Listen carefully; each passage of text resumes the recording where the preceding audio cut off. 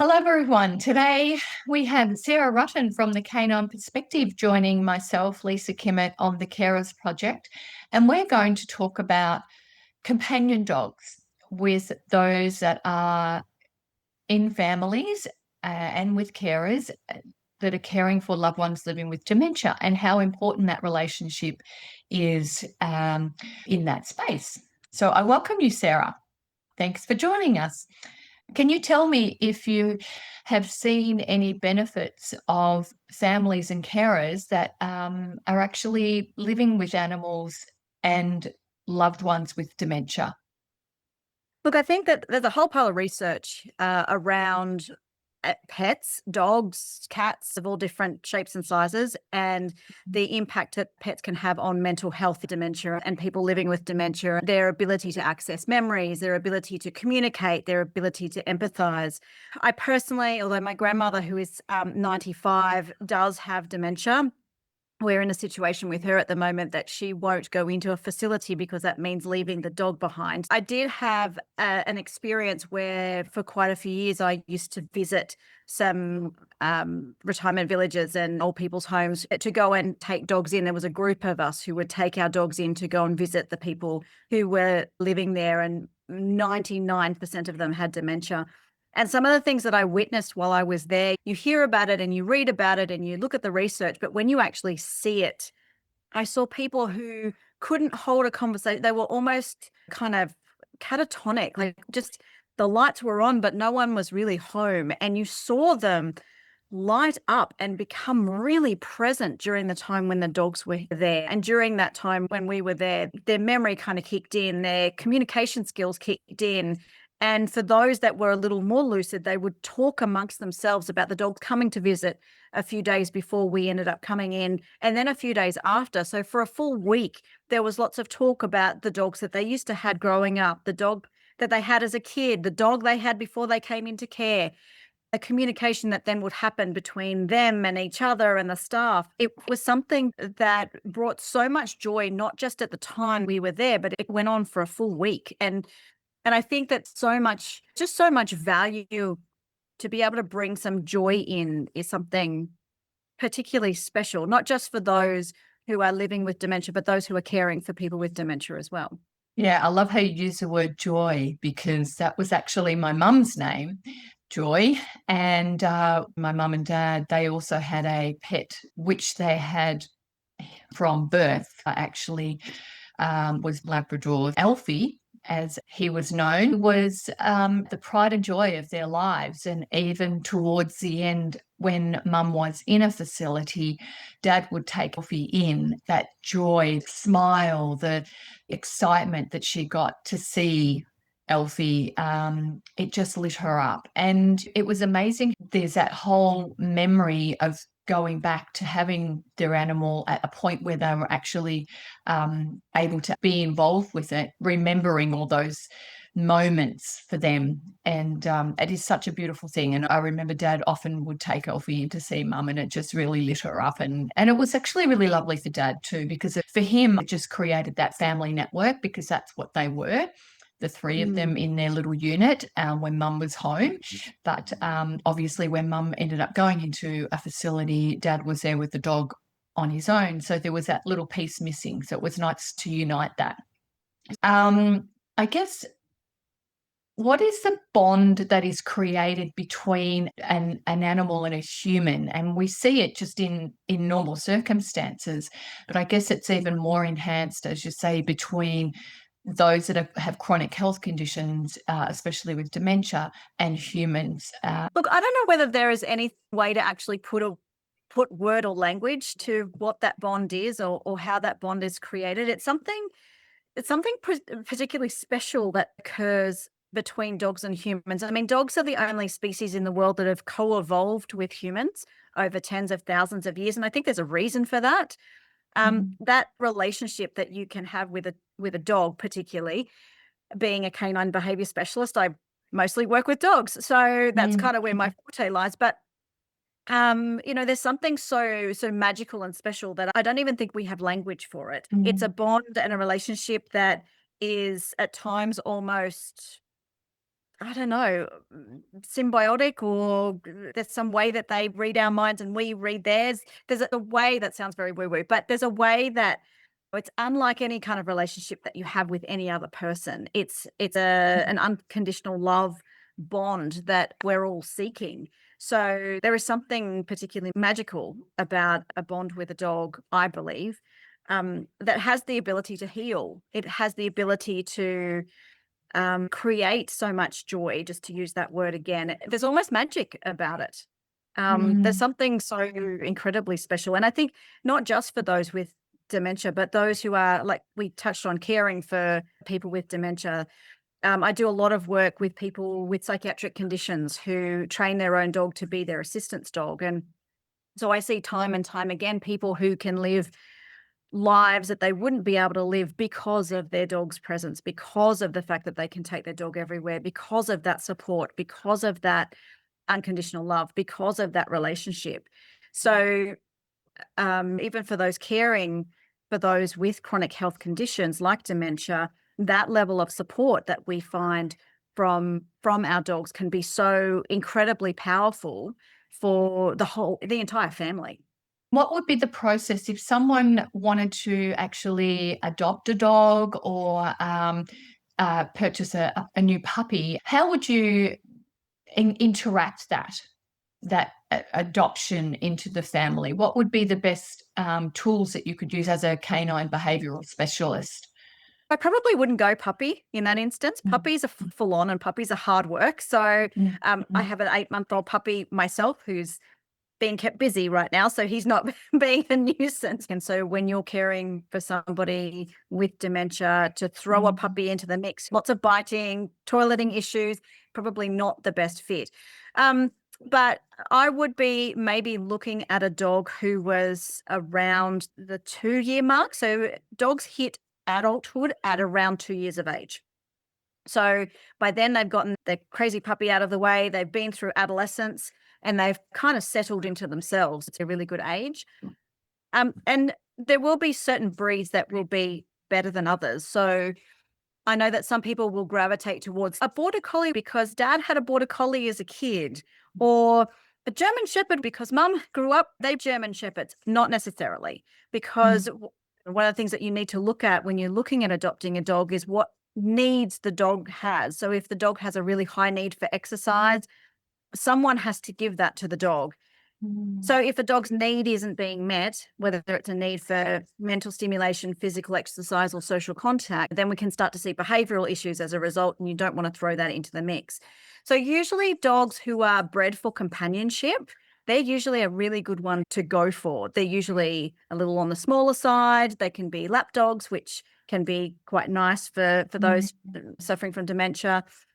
They don't necessarily need a ton of exercise. And so their main need is that social contact, which often is what people with dementia are also needing. So looking at the breeds that have a real need for social contact is probably better. And then there are breed specific rescue groups around Australia that you can then contact. So there might be a Cavalier King Charles breed rescue if you're looking at something like a Cavy, or cavoodles can be quite great. That's a Cavalier cross poodle. There's poodle rescue or oodle rescue that you can go to. So there are ways and means of being able to find the right dog, and it's probably more about finding the right temperament rather than the right breed. mm. Is that something that you can support a family with? Yeah, absolutely. Yes, I can. Usually what I do is more down the training and behavior realm, but if that's incorporated as part of, can you also help us find something suitable? For sure. Do you have any stories in regards to therapy dogs that you may have been able to see or um, experience with clients that you've worked with in regards to therapy dogs? If there's anything in that space that you'd be able to share, just so carers can hear about what it is that these dogs can provide. Yeah, I've got what comes to mind. There is a family that comes to mind that I worked with quite some years ago. Their youngest child was actually, so not dementia specific, but the youngest Mm, child has chronic health issues, is in hospital a lot. And they were originally training the dog to be his assistance dog, but it didn't quite pan out. And what ended up happening was the dog ended up supporting the mum more than anything else. So they were a family. So she wasn't just the primary carer, but she would go to hospital with him a lot. And just being a mum, I think, took on a lot of the burden while dad was out working. Mm. And I don't mean burden, but took on the load, took on the, I don't even want to say responsibility, but just Extra when you're, daily tasks, extra yeah, daily when you're a living. mum, you take it on, Mm, right? You take on that mm, caring role and that supporting role just mm, because you're a mum. So I did a lot of work with her, with the dog, mostly because she was really struggling.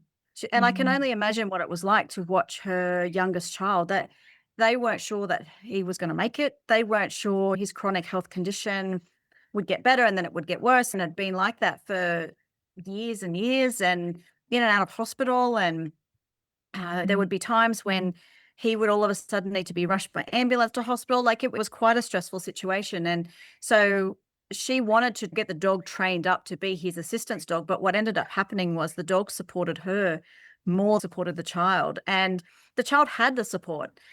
His mum, she needed the support. And mm, so we spent quite a few sessions. I could see how important the dog was for her in her sphere of support. Like, the dog was a very integral part of supporting her, but the entire family and what was going on with the child. So I think that there are so many benefits, and we need to be careful not to burn dogs out too. They also absorb and are feeling what's going on with the family. So it's not just about going, oh, we'll just get a dog because the dog will support the family.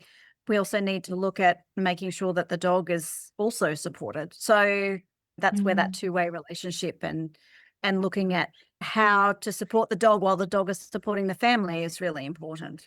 I remember mum got sick. I think even when she went into care, Elfie, my dad's dog, really did support him. Like, he would sleep beside the bed. He was an absolutely beautiful Labrador. Dad would talk to him all day. And as a carer, that just gave Dad that little bit of inspiration to keep going, to have that someone beside him, just in that space of time when mum was in care. I think dad would have struggled if he didn't have the dog beside him. So that companionship that you create with the animal, as a carer, within your family, as a joint relationship, dogs are amazing in that therapy role for everyone, is what I'm hearing. Mhm. Mhm. Mhm. Oh, absolutely. Yeah, yeah. Absolutely. I think that one of the things about carers who are caring for loved ones with chronic health issues, self-care during that time is really important. So one of the Mm, things, as well as providing emotional support, one of the things that dogs do, they take our mind off things, which is they make us laugh. They get us mm, out. They get us walking. They get us to the beach, especially if they're dog friendly.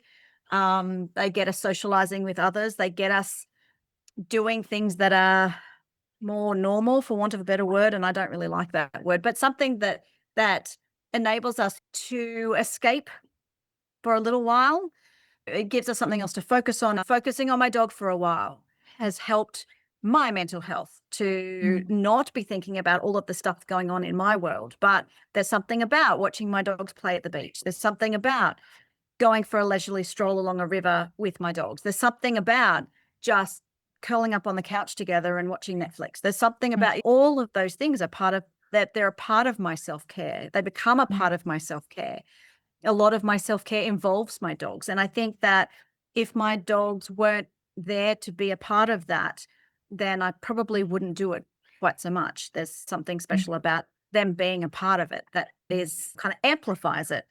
So I think that from the point of view of not just emotional support, but self-care as well, they can play a really vital and massive role in all of mm, that, both mm. for people living with dementia and people caring for those with It chronic conditions.